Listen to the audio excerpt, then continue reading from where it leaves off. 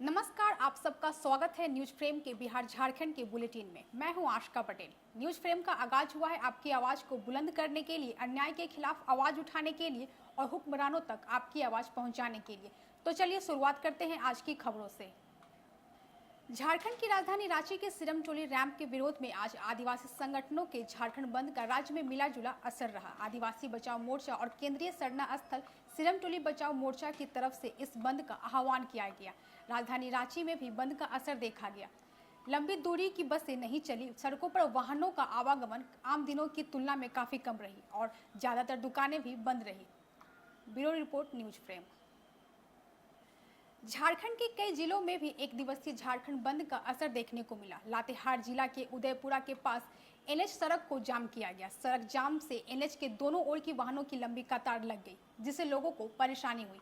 वही आदिवासी बचाओ मोर्चा का कहना है कि सिरमटोली में हमारा सरना देव स्थल है। अगर सरकार हमारी मांग पर विचार नहीं करती है तो भविष्य में चरणबद्ध तरीके से आंदोलन किया जाएगा।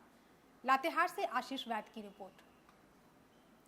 बोकारो समाहरणालय सभागार में तंबाकू नियंत्रण समन्वय समिति की बैठक और छापेमारी दल के सदस्यों के लिए प्रशिक्षण कार्यक्रम आयोजित किया गया।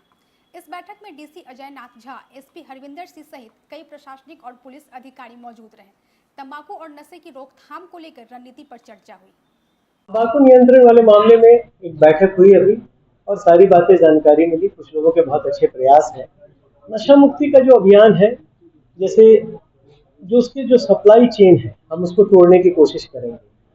बाकी जो अवेयरनेस का काम है, वो अवेयरनेस, रूटीन अवेयरनेस होता रहता है। पर हम मूल रूप से अपने इस जिले में, आज तो बहुत बड़ी बात नहीं हुई, पर मैं एसपी साहब के साथ बैठूंगा इस पर। हम लोग, हमारे एसडीओ हैं, हम लोग साथ बैठेंगे इस पर और प्रशासन के सीनियर अधिकारी, हम उस कॉज पर जाएंगे। क्या किस तरीके से जो हमारे छोटे बच्चे हैं वो इस आदत का शिकार ना हो। रूटीन प्रचार से, जैसे कह देने से ना, वो अट्रैक्शन में आ ही जाते हैं। बहुत ज्यादा जितना हम नेगेटिव प्रचार करेंगे तो उनका जो पॉजिटिव प्रचार करने वाले लोग हैं वो भी बड़ी संख्या में है। बोकारो से चंदन सिंह की रिपोर्ट। राजकीय श्रावणी मेला 2025 की तैयारियों को लेकर देवघर में विभागवार कार्यों की समीक्षा की गई। श्रद्धालुओं की सुविधा, सुरक्षा, जलार्पण, सफाई, पेयजल, शौचालय, आवास और स्वास्थ्य और विद्युत आपूर्ति को बेहतर बनाने के निर्देश अधिकारियों को दिए गए ताकि श्रद्धालु सुखद अनुभव लेकर लौटे। देवघर से धनंजय राणा की रिपोर्ट। बिहार के मुजफ्फरपुर की दलित बालिका के साथ हुए सामूहिक दुष्कर्म और हत्या के मामले ने पूरे बिहार को झकझोर कर रख दिया है। जहां एक और विपक्ष लगातार सरकार पर हमलावर है, वहीं अब बिहार के उप मुख्यमंत्री सम्राट चौधरी ने इस मामले को लेकर बड़ा बयान दिया है। सम्राट चौधरी ने कहा है कि इस मामले में विपक्ष जो हत्या का मुकदमा चलाने की मांग कर रहा है वह पूरी तरह से जायज है। सरकार इस पर स्पीडी ट्रायल चलाकर दोषियों को जल्द सजा दिलाने के लिए प्रतिबद्ध है। जिन लोगों ने मर्डर किया है उनको सरकार पूरी तरह स्वस्थ करती है कि सरकार स्पीडी ट्रायल चलाकर उस पर कार्रवाई करे, उसमें कहीं दो मत। और जिन लोगों की गलती हुई है उन सबको कार्रवाई किया गया। एसके एमसीएच के सुप्रिंटेंडेंट को सस्पेंड भी किया गया। पटना में जो कार्यकारी डिप्टी सुप्रिंटेंडेंट थे उनको हटाने का भी काम किया गया और ये जांच चल रही है। ये प्रथम दृष्टया है। जांच पूरी होगी तो बिहार की जनता को बड़ा स्पष्ट तौर पर बताता हूं कि कार्रवाई होगी और जो जिन लोगों के चलते बच्ची की मृत्यु हुई है, एक एक लोगों को छोड़ने का काम बिहार की सरकार नहीं करेगी। पटना से रितेश की रिपोर्ट।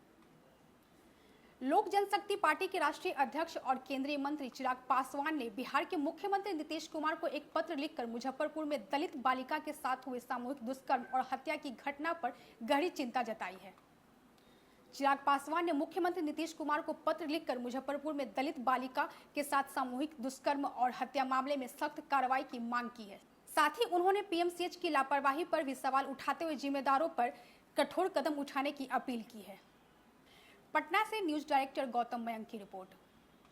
बेगूसराय में ईडी की टीम ने मनी लॉन्ड्रिंग मामले की जांच के सिलसिले में बेगूसराय जिले के मंसूरचक थाना क्षेत्र स्थित समसा गांव में छापेमारी की। करीब आधा दर्जन गाड़ियों के काफिलों के साथ टीम समसा पंचायत 1 के वार्ड नंबर 13 पहुंची और पंकज ठाकुर के बेटे अविनाश ठाकुर और झप्पू शाह के बेटे रजनीश कुमार राजा के आवास पर तलाशी अभियान शुरू किया। छापेमारी के दौरान टीम ने दस्तावेज और लेन देन से जुड़ी जानकारियों को खंगाला। बेगूसराय से दिनेश चौधरी की रिपोर्ट। बिहार में एक बार फिर कोरोना संक्रमण के मामलों में तेजी देखी जा रही है। खास करके राजधानी पटना में मरीजों की संख्या में इजाफा हुआ है। हालात को गंभीरता से लेते हुए राज्य सरकार अलर्ट मोड पर आ गई है। स्वास्थ्य विभाग ने सभी अस्पतालों को जरूरी तैयारियां सुनिश्चित करने के निर्देश दिए हैं। इसी क्रम में आज पूर्वी बिहार के सबसे बड़े अस्पताल भागलपुर स्थित मायागंज अस्पताल में मॉक ड्रिल किया गया। इस अभ्यास का उद्देश्य आपात स्थिति में स्वास्थ्य सेवाओं की वास्तविक तैयारियों की जाँच करना था। भागलपुर से राहिल सिद्दीकी की रिपोर्ट। बेगूसराय जिले के वीरपुर प्रखंड स्थित खरमौली गांव के अभिषेक कुमार ने जेईई एडवांस 2025 में शानदार सफलता हासिल की है। किसान राम कुमार महतो के बेटे अभिषेक ने ऑल इंडिया में 14,860वीं और ओबीसी कैटेगरी में 3,668वीं रैंक प्राप्त की है। अभिषेक की इस उपलब्धि से न सिर्फ उनके परिवार बल्कि पूरे गांव और प्रखंड में खुशी की लहर है। गांव वालों को अभिषेक की मेहनत पर गर्व है और उनकी सफलता ने जिले का नाम रोशन किया है। जेईई एडवांस का परीक्षा में मेरा 14,860 रैंक आया है, जो एक अच्छा रैंक है। ये कब रिजल्ट निकला था? रिजल्ट ये 2 जून को सुबह 6-7 बजे में निकला है। अच्छा, ये सफलता का श्रेय किनको दीजिएगा? सबसे पहले तो मैं अपने माता पिता को इसकी सफलता का श्रेय देना चाहूँगा, क्योंकि उन्होंने हमको मतलब अपना समय देकर हमको इस विशेष रूप से पढ़ाई पर ध्यान दिलवाया। बेगूसराय से दिनेश चौधरी की रिपोर्ट। भागलपुर के मुजाहिदपुर थाना क्षेत्र में एक मकान में खाना बनाने के दौरान गैस सिलेंडर में लीकेज के कारण अचानक आग लग गई। आग ने देखते ही देखते विकराल रूप ले लिया। सिलेंडर में जोरदार विस्फोट हो गया। इस हादसे में 3 लोग गंभीर रूप से झुलस गए, जिन्हें इलाज के लिए जवाहरलाल नेहरू चिकित्सा कॉलेज अस्पताल में भर्ती कराया गया। घटना के बाद इलाके में अफरा तफरी मच गई। सूचना मिलते ही अग्निशमन विभाग की 3 गाड़ियां मौके पर पहुंची और करीब 1 घंटे की मशक्कत के बाद आग पर काबू पाया गया। भागलपुर से राहिल सिद्दीकी की रिपोर्ट। अभी के लिए बस इतना ही। देश और दुनिया की सभी खबरों से अपडेट रहने के लिए हमारे YouTube चैनल को सब्सक्राइब करें, हमारे Facebook पेज को लाइक करें और अपने सुझाव कमेंट बॉक्स में जरूर लिखें। अब हमें दीजिए इजाजत। धन्यवाद।